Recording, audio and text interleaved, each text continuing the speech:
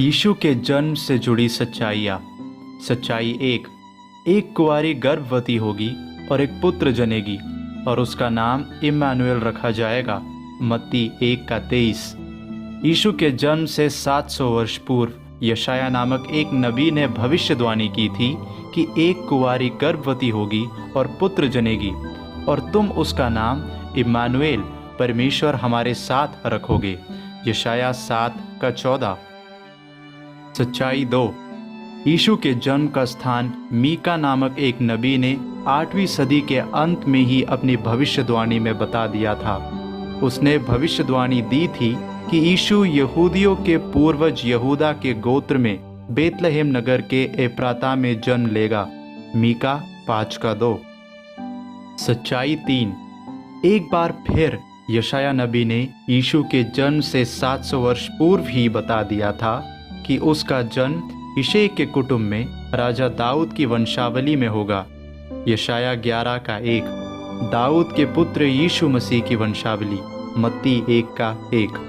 सच्चाई 4। न केवल स्वर्गदूत ने यह ऐलान किया कि मरियम की संतान एक बालक होगा, बल्कि उसके अपनी माता के गर्भ में उत्पन्न होने से पहले ही ये भी घोषित किया कि उस बालक का नाम यीशु होगा। यह आज से लगभग 2000 वर्ष पूर्व हुआ।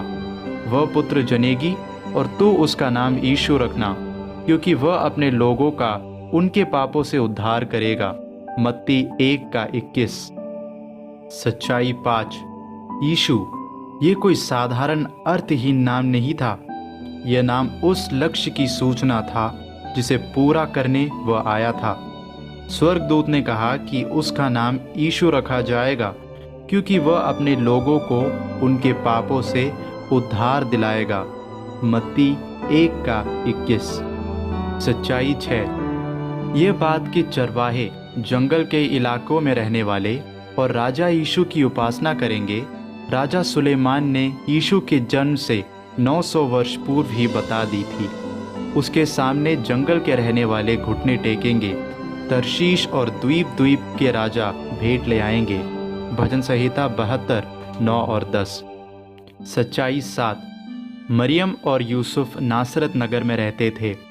उन दिनों में अगस्तुस कैसर रोमी साम्राज्य का शासक हुआ करता था और उसकी ओर से ये आज्ञा निकली कि सारे लोग जनगणना हेतु अपने अपने नगर जाकर नाम लिखवाए। इसीलिए मरियम, जो प्रसव की कगार पर थी, यूसुफ के साथ अपने मूल निवास बेतलहम को गई। सर्वसामर्थी परमेश्वर ने बेतलहम में यीशु का जन्म होने की भविष्यवाणी की पूर्ति हेतु अगस्तुस कैसर को संचालित किया। मीका 5:2। सच्चाई 8। याकूब में से एक तारा उदय होगा और इस्राएल में से एक राजदंड उठेगा।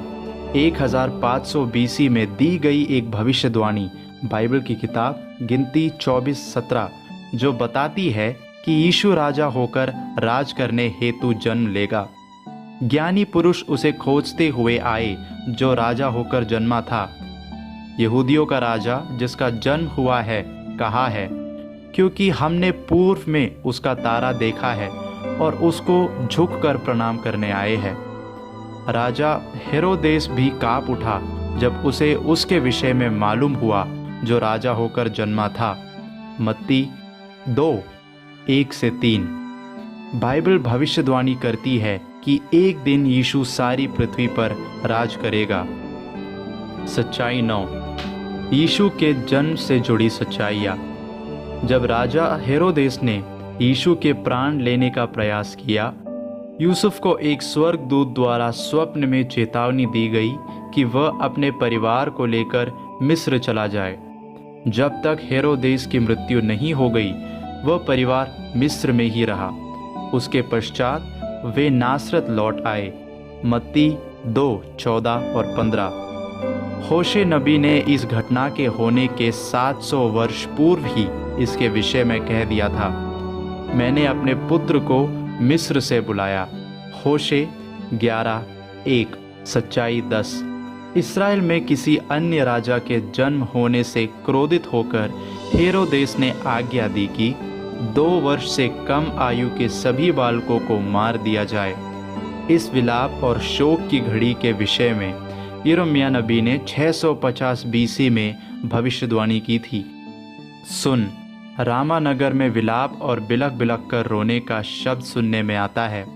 राहेल अपनी बालकों के लिए रो रही है और अपने बालकों के कारण शांत नहीं होती, क्योंकि वे नहीं रहे। यह राहेल इस्राएल के बालकों की माताओं को दर्शाती है। यिर्मयाह 31:15। सच्चाई 11। यीशु के जन्म से 1700 वर्ष पूर्व अब्राहम को दी गई भविष्यवाणी, भूमंडल के सारे कुल तेरे द्वारा आशीष पाएंगे, उत्पत्ति 12:3 तब पूरी हुई जब यीशु ने जगत के उद्धारकर्ता के रूप में जन्म लिया, क्योंकि परमेश्वर का अनुग्रह प्रकट है जो सब मनुष्यों में उद्धार लाने में सक्षम है, और ये आपके लिए भी लागू होती है। तीतुस 2:11। सच्चाई 12। पुराना नियम बाइबल का वह भाग है जो यीशु के जन्म से पूर्व लिखा गया था।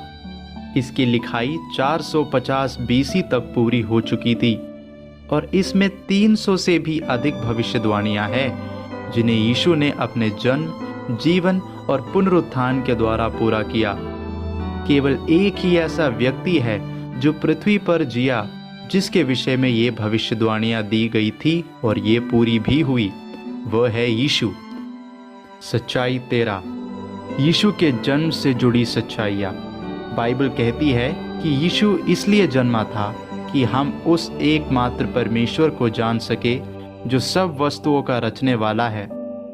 वचन अर्थात यीशु, जो हमेशा से अस्तित्व रखता था, मनुष्य रूप धारण करके पृथ्वी पर आया और वचन देहधारी हुआ और हमारे बीच में डेरा किया, और हमने उसकी ऐसी महिमा देखी जैसे पिता के एकलौते की महिमा, अनुग्रह और सच्चाई से परिपूर्ण। यूहन्ना 1:14।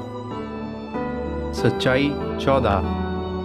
यीशु इसलिए जन्मा था कि वह दर्शा सके कि परमेश्वर प्रेम है, और उसके प्रेम को उसने क्रूस पर प्रदर्शित किया, क्योंकि परमेश्वर ने जगत से ऐसा प्रेम रखा कि उसने अपना इकलौता पुत्र दे दिया, ताकि जो कोई उस पर विश्वास करे वह नाश ना हो परंतु अनंत जीवन पाए। यूहन्ना 3:16। सच्चाई 15। सब लोग जीने के लिए जन्म लेते हैं, परंतु केवल यीशु ही मरने के लिए जन्मा था, क्योंकि मनुष्य का पुत्र इसलिए नहीं आया कि उसकी सेवा टहल की जाए, पर इसलिए आया कि आप सेवा टहल करे और बहुतों के छुटकारे के लिए अपना प्राण दे। मरकुस 10:45। सच्चाई 16। वह कोई साधारण व्यक्ति नहीं, वह परमेश्वर है जिसने मनुष्य रूप धारण किया और हमारे पापों से हमको बचाने के लिए अपने प्राण दे दिए कि हम अनंत जीवन पा सके। वह उस दिन स्वर्ग से चरनी में उतर आया था, परंतु आज आपके हृदय में आना चाहता है। उस पर विश्वास करें और जीवित उद्धारकर्ता को अपने जीवन में स्वीकारे और अब तक का सबसे धन्य क्रिसमस मनाए। अपने दिल में यीशु को जगह दे। हमारी कामना है कि वह शांति, आनंद और आशा जो क्रिसमस के शुभ अवसर पर और हमेशा केवल यीशु मसीह दे सकता है, वह आपकी हो। परमेश्वर आपको आशीष दे। धन्यवाद।